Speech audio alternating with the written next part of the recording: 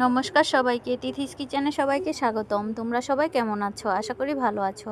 দেখো, গরম গরম ফুলকো ফুলকো লুচি বানাচ্ছি। আমি পায়েস রান্না করেছিলাম খেজুর গুড় দিয়ে, তাই ভাবলাম একটু লুচি বানিয়ে নিই। আর সাথে আলুর তরকারিও ছিল, আলু দিয়ে আলুর তরকারি রান্না করেছিলাম। দেখো, আমার লুচি ভাজা হয়ে গেছে।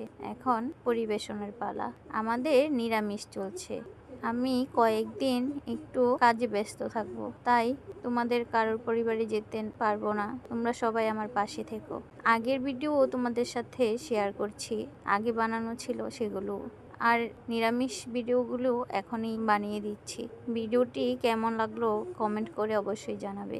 আর তোমরা লাইক দিতে ভুলো না যেন। আমি সবার পাশে আছি।